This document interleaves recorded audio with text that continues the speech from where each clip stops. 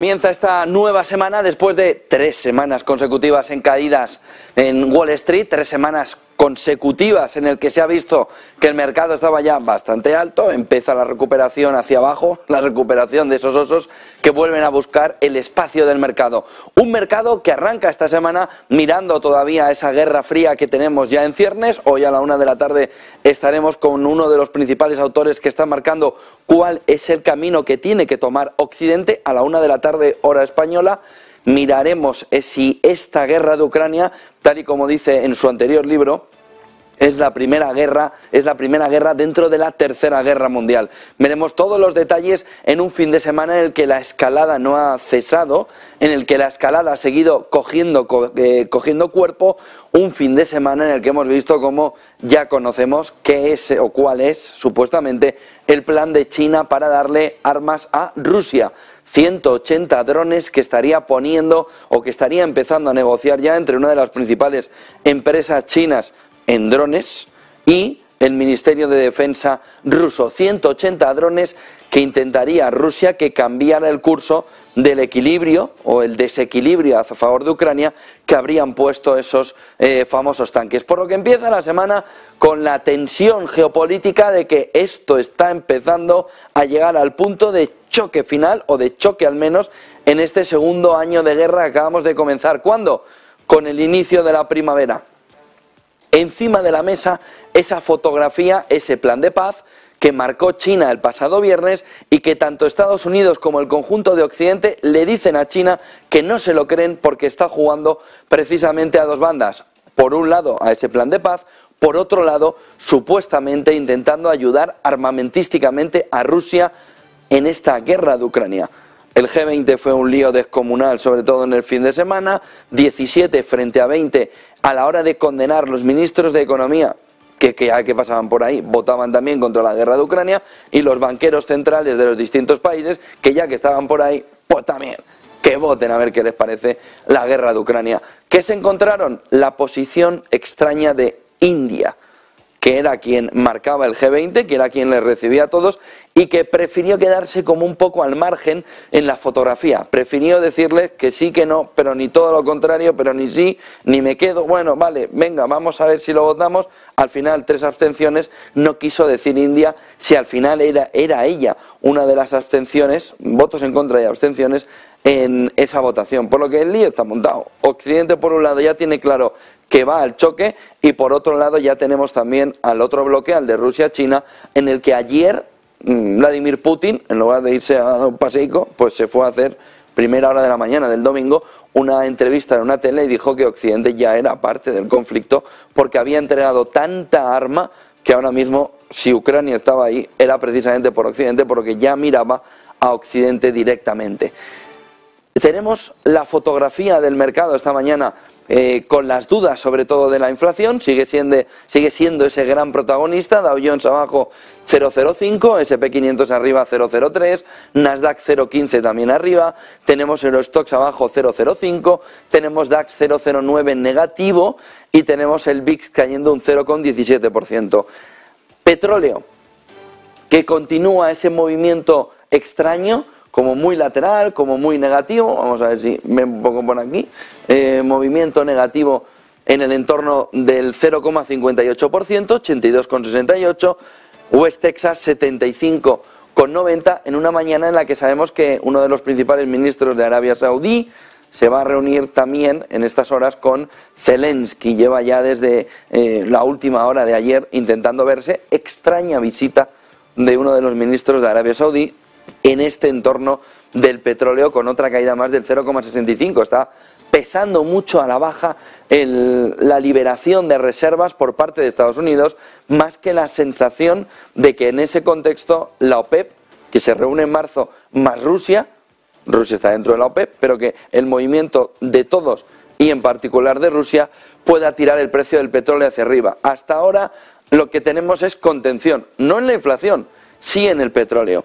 Tenemos todo el movimiento también alimentario con un signo mixto, pero empezando a generar tensión, que en marzo se tiene que renovar el acuerdo del cereal, no está nada claro. Y luego veremos en detalle lo que está sucediendo con el cobre que habrá que contraponerlo, que hay que contraponerlo con lo que está sucediendo con la inversión de la curva entre las rentabilidades del 10 años y del 2 años americano, que nos estaría marcando el cobre, que oiga, esto que dicen los bancos centrales de no landing y tal, el cobre sí está apuntando a que algo parecido pudiera suceder. Y luego tenemos un dólar que estaba ya medio muerto, esto ya no hay quien lo levante, joder, que no hay quien lo levante, 105,28 en una sensación de que el dólar se recupera. ¿Y quién se debilita? El euro, 1,0548, la libra, que ya ha perdido el 1,20, y el resto de monedas que están viendo que el dólar tiene al menos la intención de volver por sus fueros, de hacer un poco de ave fénix en este entorno de marzo, donde la sensación es que el dólar no estaba salvo dándose un respiro. Veremos luego el euro, hay analistas que ya caminan hacia la paridad otra vez y hasta la bajada a los infiernos del euro después de perder una oportunidad histórica, Christine Lagarde, en la última reunión, tal y como le comentamos, de haber apuntalado al euro con un mensaje duro, que al final es el que va a hacer, en el que habría dado un respiro, un respingo al euro en ese entorno. 5 claves del día en una mañana en la que estamos muy pendientes de la inflación, en el que vemos cómo reacelera, cómo vuelve a coger cuerpo, cómo vuelve en distintas partes del mundo, no solo en Estados Unidos y en Europa, a reacelerar. Vimos en Japón, por ejemplo, una inflación disparada para lo que es Japón y la percepción del Banco Central de Japón de que es mejor no hacer nada, pero con una fotografía de recuperación muy importante. Lunes, donde el fantasma de la inflación reacelera, donde las economías ya temen el golpe final de los bancos centrales, y aquí surge la pregunta fundamental que todo inversor, todo ahorrador, todo hipotecado, todo ciudadano empieza a hacerse. Oiga, nos han dicho que esto iba a ser un enero descomunalmente malo, no lo ha sido. Sí que empieza a notarse en el que renueva la hipoteca que esto no era broma y que esto no mola nada. Pero a partir de aquí, ¿hasta dónde puede llegar? Pues miren, el problema fundamental es que a partir de aquí, hasta dónde puedan llegar, no se sabe. Mike Wilson esta mañana en su informe dice: tenemos todavía la duda en los beneficios empresariales, sabemos que van a caer, pero no tenemos la fotografía que esperábamos en noviembre, y la fotografía general de la economía es una marcha dando altibajos, una especie de montaña rusa, caminando hacia una recesión que no llega. En este entorno, ¿cuál es el peor escenario? Hipotecado, que los tipos de interés vuelvan a subir de una manera agresiva. Es decir, que en Europa superen el 4%, 4,25, 4,50, que en Estados Unidos se vayan al 6,5. ¿Eso lo ven ahora mismo los analistas? No. Ven 5,5, 3,75. Pero es que esos mismos veían 4,75 en Estados Unidos y 2,75, 3 en Europa. Y ya van por el 3,5 y por el 5,75. Por el 3,75 y por el 5,5. De tal manera que la fotografía para el hipotecado ahora mismo es de alta tensión. Si ya ha subido y está apurado, cuidado que van a venir más subidas. Y no van a caer en un año. Nos vamos al inversor.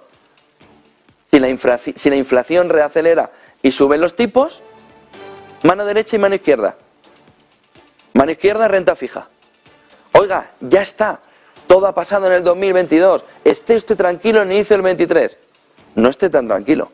Si los tipos suben de una manera acelerada, la renta fija va a volver a caer. Va a volver y ya está perdiendo terreno, lo vamos a ver en gráficos. Renta fija lo va a empezar a pasar mal. Si la subida es fuerte, si la subida todavía nos genera un gap muy importante.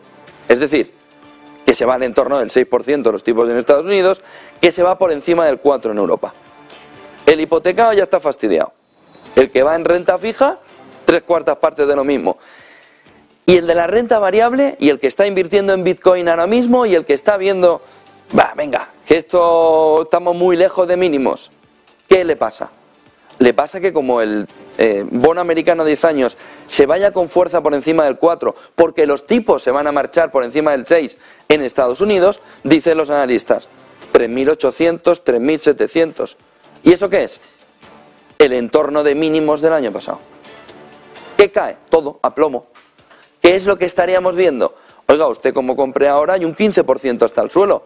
¿Lo quiere asumir el 15% hasta el suelo? Igual luego se queda en un 11 o en un 7 o igual no cae. Pero usted quiere asumir el 15% de caída. ¿Usted quiere asumir un 15% de desplome en el SP500 con lo que significan los colaterales? Con lo que el inversor está mirando ahora. Sí, hay razones para estar un poco optimista porque el inicio del año ha sido muy bueno, pero ¿cuál es el miedo de altura? ¿Cuál es el mal de altura? ¿Cuál es el vértigo que produce el momento actual? En un momento donde lo que sí es evidente es que la inflación reacelera. Lo que sí es evidente es que la inflación acelera demasiado arriba. Oiga, es que ha acelerado, pero ha caído tan a plomo la inflación hasta marzo que estuviéramos reacelerando en el entorno del 3,5%. Oiga, bueno, está previsto. No, es que está reacelerando desde el 6,5%, luego verán la inflación en Europa, hay países con el 20 y pico % de inflación, está España dopada, pero la sensación es el 8%. Oiga, en un entorno inflacionario del 8%, en los momentos actuales, con la década pasada, es hiperinflación prácticamente. ¿Hay espacio de verdad para que en este contexto la inflación reacelere sin que los bancos centrales suban muchísimo más los tipos de interés? No pausa y sin pivote, subida muchísimo más. De tal manera que el mercado ahora mismo está noqueado. Lo que pasa es que dentro de donde al boxeador le ponen lo de los dientes el protector, le han dopado un poquito. Le han dicho, espérate, poquito antibiótico, que lo vas a ver todo claro, pero no te queda más líquido. La próxima vez que te vayas, que descanses entre asalto y asalto, ya no lo vas a ver tan claro.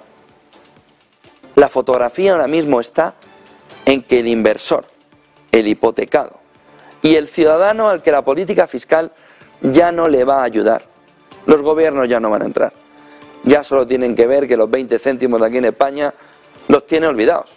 Vaya a poner gasolina en el 1,6, sí, pero como suba, se vuelve a poner en el 2%, como un tiro para arriba, como una pluma para abajo. En este contexto, las dudas y la incertidumbre son totales a la espera de que vuelvan los bancos centrales. Esta semana tenemos datos macro, sobre todo inflación, y las minutas del Banco Central Europeo. Con la sorpresa la semana pasada en la FED, en la que Powell salió a dar una rueda de prensa en la que habían hablado cosas distintas. Ese es el otro problema de Powell. Pero ¿en qué lado está de los dos? Y el otro problema de Powell se llama el PCE del viernes pasado. ¿Verdad? Pero esto se está reacelerando. Y no hay suficiente argumento. No, hay no landing, o Yellen decía este fin de semana. Bueno, si hay landing, que hay opciones, será muy suave. Pero ¿en qué mundo viven? En el del engaño continuo. ¿Cómo no va a haber landing? Si no hay landing, los bancos centrales suben esto al cielo, pasan la luna, se van a Marte y luego vuelven. Los bancos centrales la lían si no hay landing. Entonces, no nos tomen el pelo. Puede no haber landing momentáneo, pero lo que habrá es un zasca en toda la cara de la economía si no hay landing. Porque lo que se empieza a ver ya de manera evidente es que la inflación no se va a contener y no se va a contener tan rápido. Y ahora luego piensen, Alemania en recesión, Reino Unido con el Brexit de esta semana, en la semana del infierno de Sunak, y en el entorno de que si subes tipos mucho más, hundes a Alemania mucho más. Luego le enseñamos en gráficos cómo Alemania está viendo que ya no se invierte en maquinaria por parte de las empresas por el encarecimiento monetario y la pérdida de competitividad ante economías como China o India, que le están pasando por todos los lados. Segunda clave del día. Oiga, esto se va extendiendo como una mancha de aceite. Brasil, que iba como un tiro el año pasado, 2022, ya tiene a Lula, El PIB de Brasil registrará su primera contracción trimestral desde 2021 en el último trimestre del año y asusta el crecimiento mundial. ¿Por qué? Lo mismo que se va viendo en la economía norteamericana. El crecimiento solo a base de hidrocarburos le sirve a Rusia, ni tan siquiera ya. Pero ya empieza a no servirle ni a Brasil, que iba como una bestia, económicamente hablando, ni a Estados Unidos, que empieza a ver cómo ese crecimiento va poquito para abajo, poquito para abajo. ¿Por qué? Oiga, pero ¿a quién más va a vender en Europa? Si ya lo vende todo. En términos comparativos, aunque así no se traza el PIB en Estados Unidos, se traza hacia adelante, pero en términos comparativos, la economía norteamericana ya empieza, si le descontamos la inflación, en una situación complicadísima, para intentar en 2023 estar en términos positivos. Carta anual de Buffett, que la veremos luego también en gráficos, dice, es analfabeto económico quien critica la recompra de acciones, y planta en dos gráficos cómo la recompra de acciones ha sido clave, sobre todo en el momento actual, para dar valor a las compañías. No la división del valor de las compañías mediante split. Lo que dice Buffett es, miren, algo sabe, tiene más de un 3 millones por cien desde 1900, desde mitad de la década de los 60 del siglo pasado. Y dice, oiga, tengo perfectamente demostrado, decía ayer en la carta, que cuando hay una recompra de acciones, sube el valor ante la escasez. Oiga, ¿usted no entiende esto? De que si yo recompro mis acciones, hay menos, y como hay menos, sube el valor. Oiga, ¿yo con quién estoy hablando? Y da dos términos. El de analfabeto económico, y da el otro término clave en el día, que es el charlatán de lengua de plata. Que dice Buffett, oiga, es que aquí hay mucho hablando por hablar. Hablando tonterías, por no decir una cosa mucho mayor. Y lo que decía Warren Buffett ayer es, oiga, dejémonos de tonterías. Si hay recompra de acciones, hay escasez de acciones. Y si hay escasez de acciones, es evidente que sube el valor de la compañía. Por lo que nos gusta estar en compañías donde la recompra de acciones por parte de la compañía es un elemento fundamental en su política hacia el accionista. Entramos en espacio de guerra. Dice Alemania ayer, Pistorius, su ministro de Defensa, que China debe ser juzgada, no en términos tribunales, sino socialmente, por sus actos y no por sus palabras. Y contraponía ayer, oiga, ¿usted dónde está? ¿En la venta de drones a Rusia? Como decía Der Spiegel, o en el plan de paz este que nos ha presentado el pasado viernes. Oiga, depende de dónde esté de los dos lados, déjelo claro. Ah, está en el entorno de paz, no venda drones. ¿Usted quiere introducirse en el entorno de guerra? Venda los drones, coge el plan de paz, mecherillo, quemaico. Ya no hay plan de paz. Pero no se puede estar sorbiendo y soplando a la vez. Pistorius fue duro en el entorno europeo en el que quieren ya mover a Zelensky a que a la vez que pueda seguir la guerra, que parece inevitable, que va a seguir sí o sí, haya una mesa de negociación. Y en el entorno de esa mesa de negociación se empiece a hablar. En ese entorno, el tema de los drones lo hace saltar por los aires. ¿Por qué? Porque es evidente que tanto una parte como otra no quiere la mesa de paz, la mesa de negociación de paz, hasta que no vea que puede imponer un mínimo de criterios porque va ganando en la guerra. ¿Cuál es el problema? Que quién va ganando en la guerra. Si los dos tienen la percepción de que son invencibles. Y aquí, como les comentaba al principio, a la una estaremos con el autor del libro Ucrania, Primera Guerra de la Guerra Mundial. Aquí hay que retrotraerse a la Segunda Guerra Mundial. Checoslovaquia. Hitler mira y dice, si invado y me lo quedo, ¿qué hacen Francia y Alemania que todavía están pensando en la primera? No intervenir. Ah, les da lo mismo. Para allá que voy. ¿Qué hace Rusia? Mirar a Polonia. ¿Qué hace Hitler? Cogerlo. ¿Qué es lo que Europa, Occidente está viendo? Ni medio milímetro más. ¿Por qué? porque va a ser más difícil frenar el luego. Después de Checoslovaquia, vino Polonia, antes había venido todo el lío, y a partir de ahí, pues es que ahora ya lo he ido dejando perder por el camino. ¿Qué busca Europa? Evitar ese momento histórico. Oiga, nosotros no vamos a hacer una estrategia, dice Europa, de vamos a ver qué pasa, pactemos, a ver si apaciguamos. Esa estrategia de apaciguamiento ya no funcionó en la Segunda Guerra Mundial, antes de la Segunda Guerra Mundial. De tal manera que lo que busca Alemania, que algo sabe de toda la historia, lo que busca Francia y Reino Unido, que algo saben de esta historia, es decir, ni un centímetro de suelo europeo, o si los peores temores sobre Putin se nos van cumpliendo, luego no hay quien lo pare. Y a partir de ahí, si en lugar de estar en un entorno de Guerra Fría, que ya es bastante económicamente hablando, aparte de lo humanitario, de lo geopolítico, de lo diplomático, pero en lo económico, si ya es bastante, el entorno de guerra mundial, olvídense de los índices. Todo se va al suelo. Todo, salvo el oro, en esos entornos. De tal manera que vamos percibiendo el escenario de que Europa no quiere una Checoslovaquia. Y Checoslovaquia sería el símil más parecido a Ucrania en este escenario.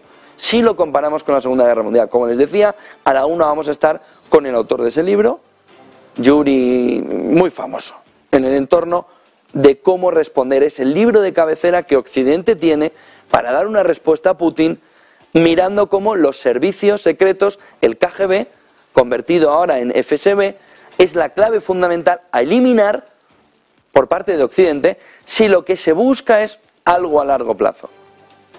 Si lo que se busca es algo a largo plazo, el problema no es Putin. El problema se llama KGB, FSB ahora, que estaría metido en toda la estructura. A partir de la 1 de la tarde vemos todos los detalles. Y en la última clave del día, Zelensky. En ese mensaje, me voy a reunir con Xi Jinping, dijo. Vamos a buscar el entorno de ser invencibles en la guerra, todos unidos, como lo hemos sido, como lo seremos.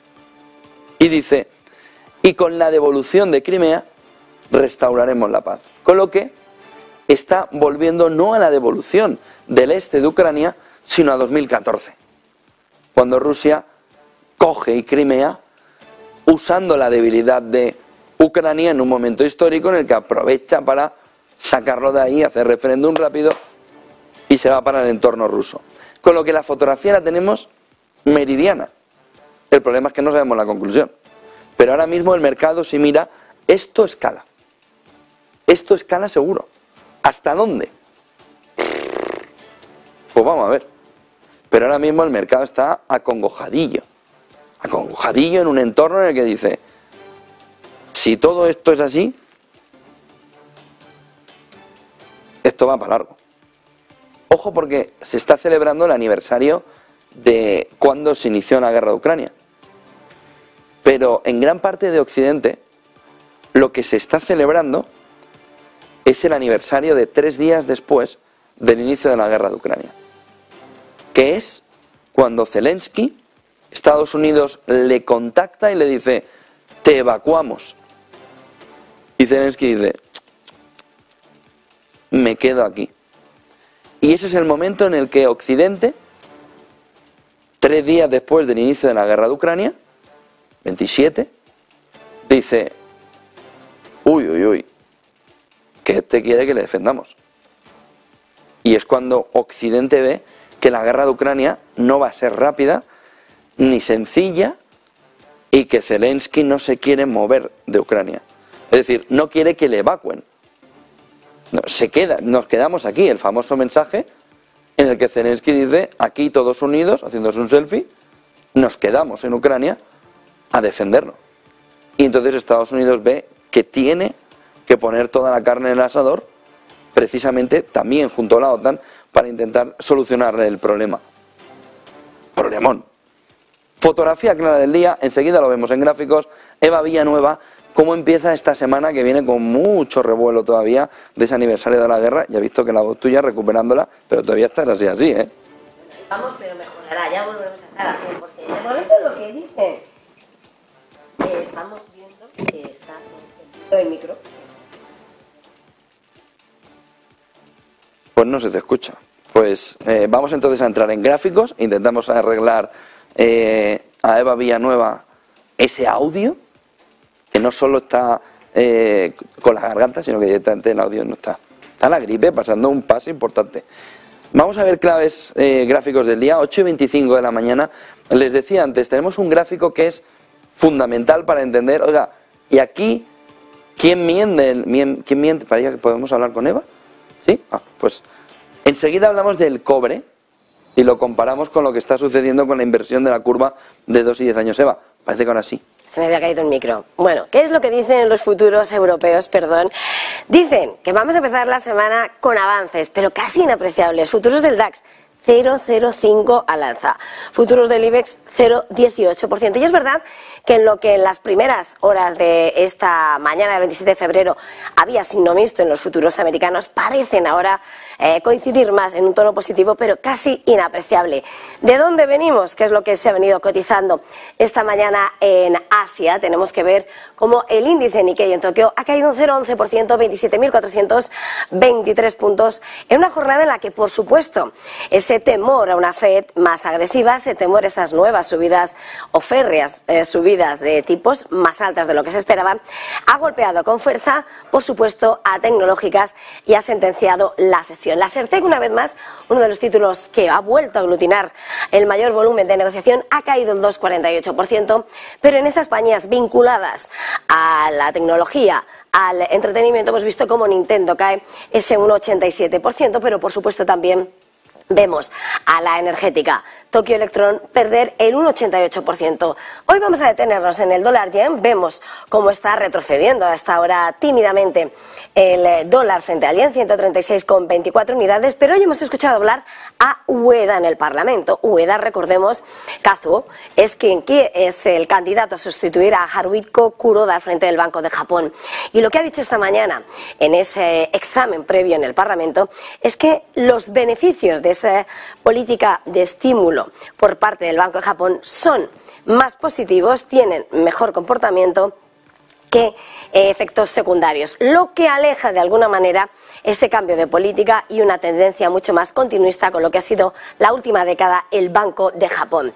Más cosas en China, más allá del tensionamiento, ese cruce de tensiones entre Washington y Pekín sobre el posicionamiento o no a favor de Rusia y a la espera de que mañana reciban a ese aliado ruso, al presidente de Bielorrusia, tensión máxima, pero en los mercados movimientos moderados. El Hansen 0,37% a la baja, el Hansen tecnológico 0,85% es lo que cede a esta hora. Incluso vemos como Baidu, el gigante, suma ese 1,29%, mientras que vemos como Tencent retrocede 0,14%, títulos como Alibaba pierden el 1%. También hay que señalar, que no lo hemos dicho en el ámbito de la guerra, es como hemos escuchado esta mañana también al primer ministro nipón, a Fumio Kishida, señalar, atención, que el gobierno, que Tokio va a comprar 400 misiles Tomahawks en Estados Unidos. Veremos a ver lo que da así la sesión, pero de momento mucha tensión y muchos protagonistas. Gracias, Eva Villanueva. Por cierto, un tema más importante en la mañana. China se prepara ya para recibir a Lukashenko, al presidente bielorruso, que va a llegar en breve, esta semana, para ver todos los detalles en un contexto en el que se habla precisamente de esa entrega, ese envío de 180 drones que Der Spiegel decía que era el informe famoso que tenía la CIA, que tenía Occidente, para decir que van a volar esos 180 drones, en buen sentido empresarial, van a ir hacia Rusia en este momento de la guerra. En ese contexto, Lukashenko va para allá y vamos a ver cómo se monta esa reunión de China con Bielorrusia en este entorno en el que también Bielorrusia ha querido, sí, estar al lado de Putin, tener dudas en el envío de soldados y en el momento actual ver cómo puede reaccionar. Entramos en gráficos del día. Fíjense, porque tenemos por un lado el precio del cobre y tenemos por otro lado ese diferencial del 2 y del 10 años americano, ese spread. Uno nos está marcando recesión lo está haciendo de una manera agresiva, en 10 años, 2 años. El cobre nos está marcando que igual esto no va tan a la recesión, o al menos no en el cortísimo plazo. Fíjense que el cobre sí había replicado la caída del 2 años, 10 años americano, pero a partir de continuar las caídas, ese diferencial, ese spread entre el 2 y 10 años, sin embargo el repunte, el remontar la fotografía, el cobre nos hace pensar que la reapertura, sobre todo de la economía china, podría servir de balón de oxígeno a la economía mundial, a la economía global, para recuperar parte de terreno. ¿No significa que Europa no caiga? No. ¿Eso significa que Alemania? No.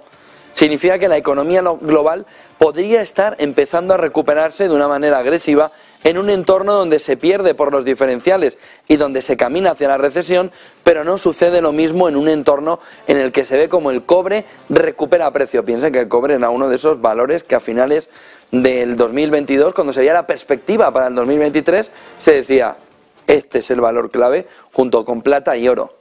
Cobre recuperando, sobre todo, haciendo un buen entorno en el año frente a la opción de la recesión. Saben que si la recesión llega, el cobre se desploma, pero de manera inmediata. Miren el siguiente gráfico, que nos marca también esta mañana cómo la acumulación de subidas por parte de la Reserva Federal va en aumento, marcando sobre todo, no solo ahora, sino el camino hasta septiembre de 2023, mucho más alto la acumulación del movimiento de subidas de lo que se esperaba. Luego, a partir de diciembre se ve un movimiento de reducción, marzo más, y en junio del 24 podríamos estar en un entorno parecido al de marzo del 23. Es decir, la pausa dura muchísimo más, llega el pivote, pero llega muy leve, muy leve, muy leve, como para dar simplemente un respirillo a la situación económica, para que los inversores vean que ya no va a seguir subiendo, y es en diciembre del 24, prácticamente 2 años, prácticamente, 20 y pico meses, para ver que de verdad estamos en una reducción importante de tipos a nivel global. Y si lo ven bien, es una reducción menor todavía de lo que se esperaba durante este mes, de lo que se estaba viendo. Como la acumulación de las subidas y sobre todo el momento de bajada va a ser muchísimo más lento según el mercado. Diciembre del 24. Diciembre del 24. Y en ese entorno es cuando se empieza a ver, y se hace con 1/3 menos de disminución de la caída de tipos de interés por parte de la FED. 1/3 menos de caída por cómo va a aguantar más la subida, cómo va a aguantar más la pausa, cómo va a ir más lento el proceso de pivote.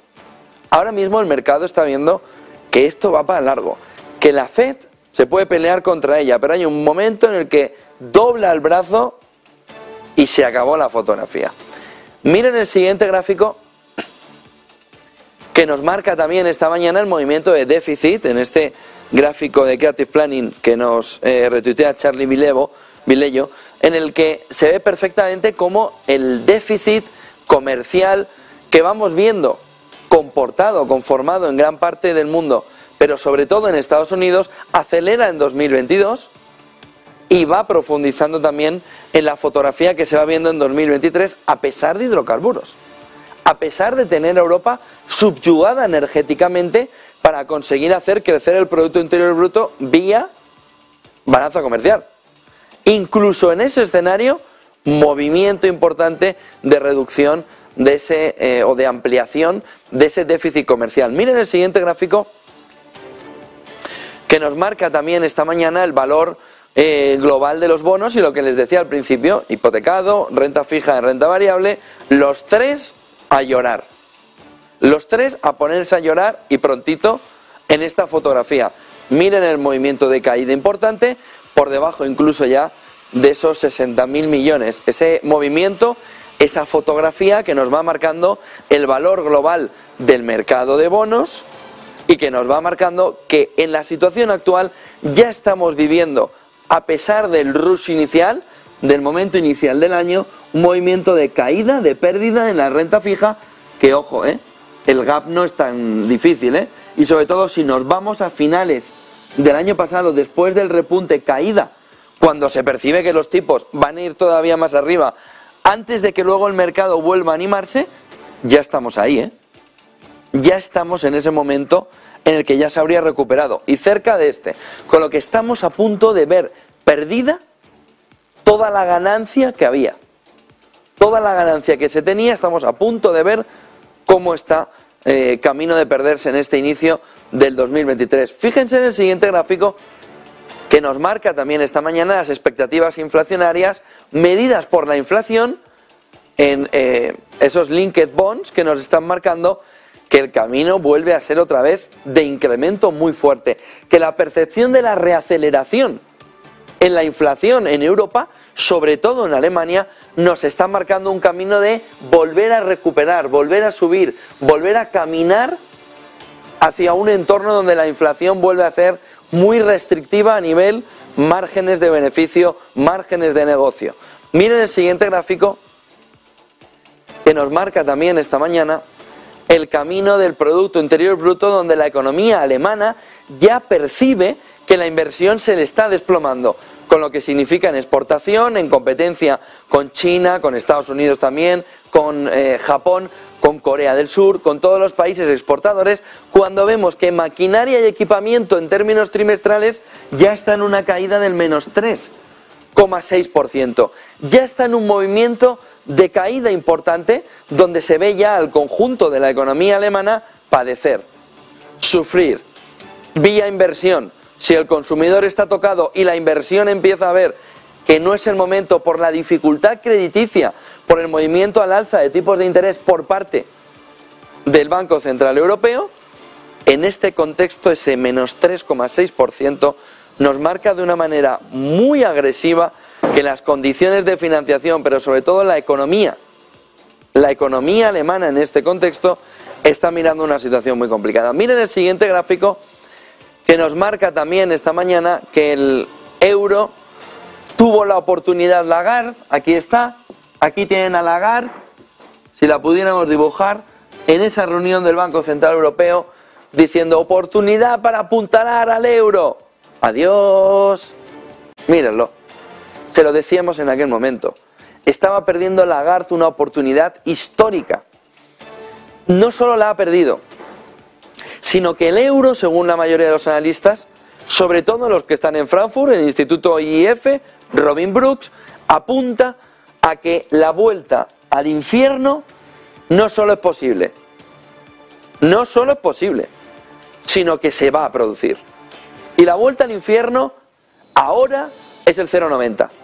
La vuelta al infierno es ver que Lagarde la tuvo votando para marcar y la dejó pasar.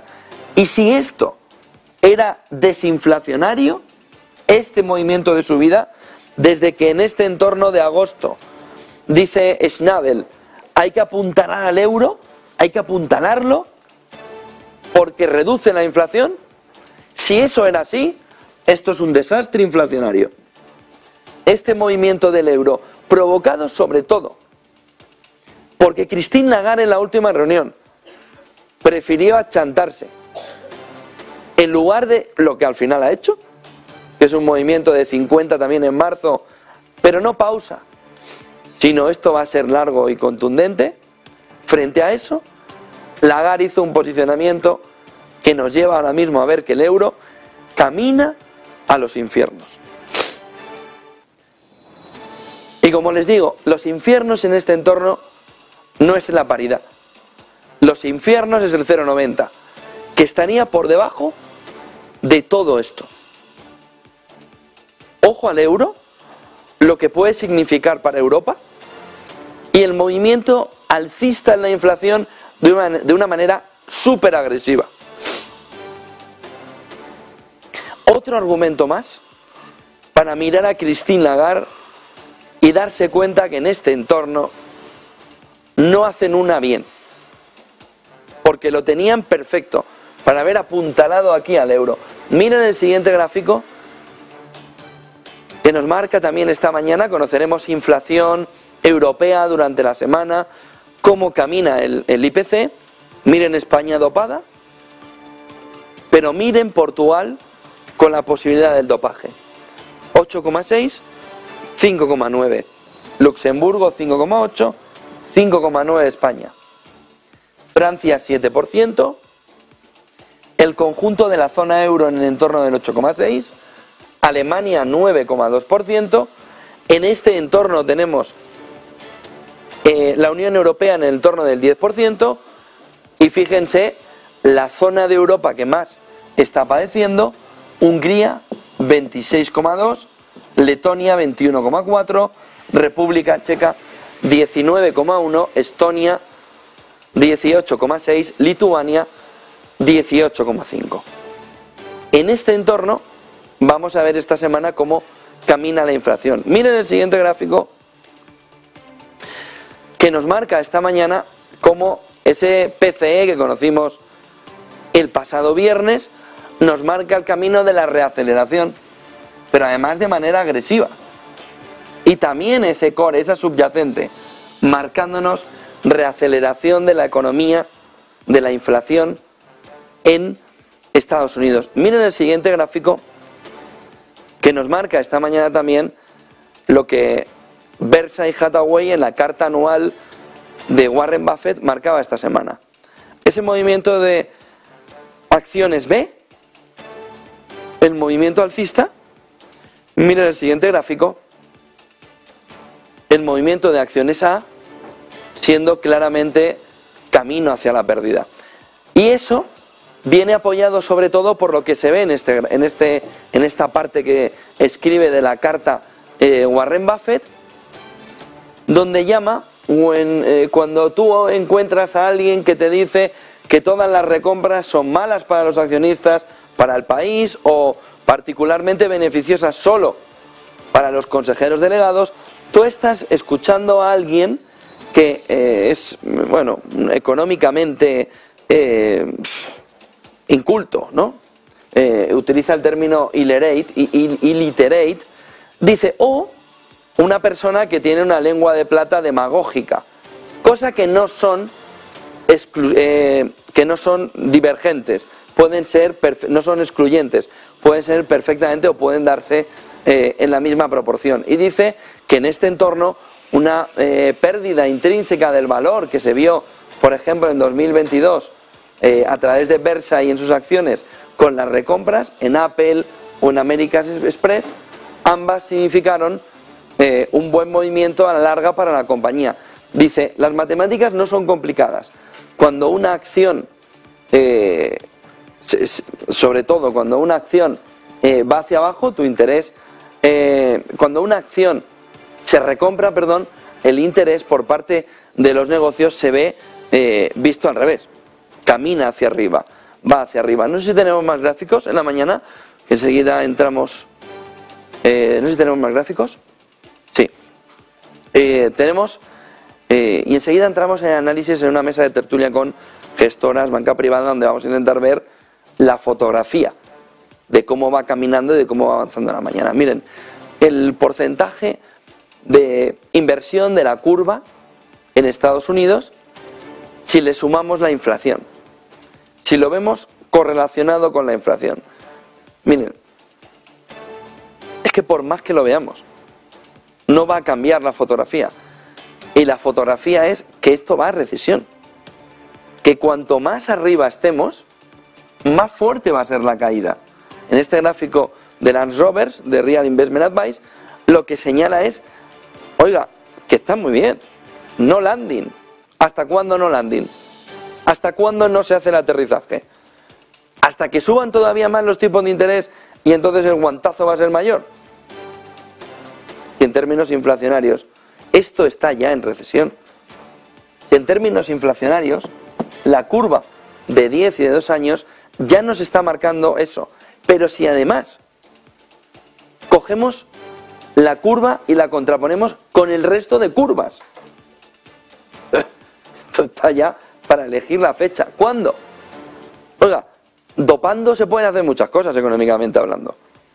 Y está claro que la búsqueda del no landing nos está llevando a un escenario peor, que es el de evitar el guantazo a corto plazo para llevarnos un doble guantazo a medio plazo. Miren el siguiente gráfico,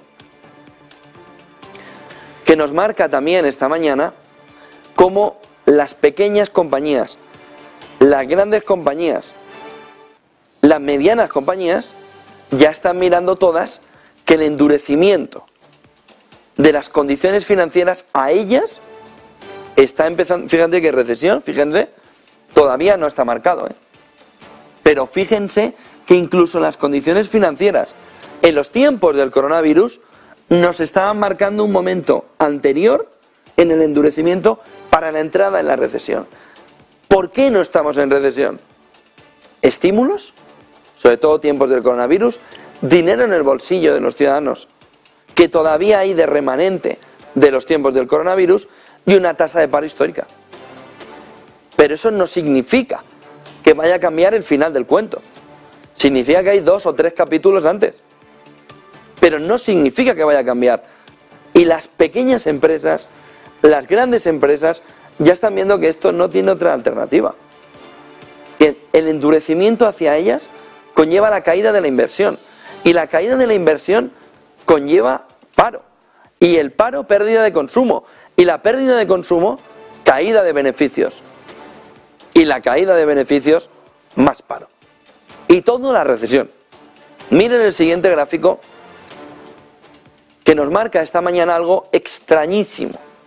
Es un gráfico de Oxford Economics con datos de Eurostat que marca en rojo el consumo industrial de gas por país y en negro la producción industrial. ¿No ven nada raro en el gráfico? Decía, a ver, ¿en qué economía cabe que la producción industrial suba con menos energía? En la que no es eficiente, en la que derrocha, en la que no está ajustado el coste energético al entorno industrial. ¿Cómo puede ser que caiga el consumo energético? Por ejemplo, vamos a buscar a España, que lo tenemos fácil. Aquí, en este entorno, más del 15%, pero suba la producción industrial. Y lo mismo en Bulgaria, y lo mismo en Grecia, y lo mismo en Dinamarca, y lo mismo en la República Checa, y lo mismo en Polonia. Oiga, ¿ustedes qué industria tienen? ¿Ustedes? ¿Nosotros? ¿Todos? ¿Qué industria tienen? ¿Para qué estaban tirando el 15% de energía? ¿Por qué reducían un 15% de beneficios gastándolos en una energía inservible? Este gráfico nos refleja el estupor con el que Europa ahora mismo mira lo mal configurada que está la producción industrial en gran parte de los países europeos. Oiga, puede usted caer menos, pero subir, es decir, usted se quita más del 15% de energía y su producción industrial se dispara, o están soplando para mover los molinillos, o ustedes tenían una eficiencia industrial, no digo el término. Es decir, ustedes producen malgastando la energía. Es decir, lo que nos marca este gráfico con datos de Eurostat, de Oxford Economics, es que no se necesitaba en gran parte de los países más del 15% de energía. Que la ponían porque había que ponerla. Que la usaban porque había que usarla. Pero que cuando de verdad han sido eficientes es cuando has quitado no el componente empleo. Sube la productividad. No. Cuando has quitado el componente energía. Ojo a este gráfico, que nos está señalando que a la vuelta a la normalidad, muchos no necesitan gastar tanta energía. Miren el siguiente gráfico, que nos marca también esta mañana, volviendo a la inflación, a ese punto inicial que mira ahora mismo el mercado, cómo reacelera. En este gráfico de Bloomberg, reacelera. Y en esa reaceleración, en ese crecimiento mensual del 1,1, en esa fotografía en la que la FED tiene que hacer más.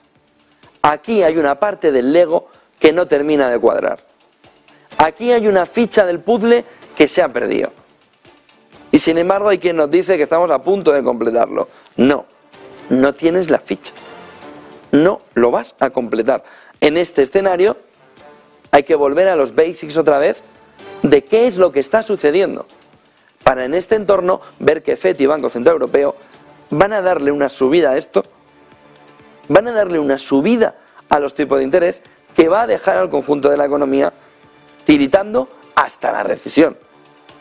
Miren el siguiente gráfico, que nos marca también lo que les decíamos en las claves al inicio, cómo la ralentización de la economía brasileña, sobre todo en este menos 0,3 previsto, estimado, marca que Brasil también está embarrando. Que los crecimientos vía hidrocarburos se acabó. No sé si tenemos otro gráfico, un último, para marcar el movimiento en el que no se veía en el Bundesbank pérdidas, gráfico de Bloomberg, datos del Bundesbank, pérdidas desde la década de los 70 por culpa de la subida acelerada de los tipos de interés, por culpa de los precios energéticos que impactaban en la inflación. Vuelve el Bundesbank a tener ya la percepción de que va a pérdidas y agresivas como en la década de los 70. Vamos, para terminar los gráficos y las claves de este día, volvamos al origen. Estamos en una década como la de los 70, con altibajos, con su montaña rusa, con sus problemas geopolíticos, con un invierno muy cálido, pero que no es la partida a corto plazo, es la partida a medio y largo plazo. Y en ese escenario Europa va a sufrir, y mucho, como sufrió en los 70.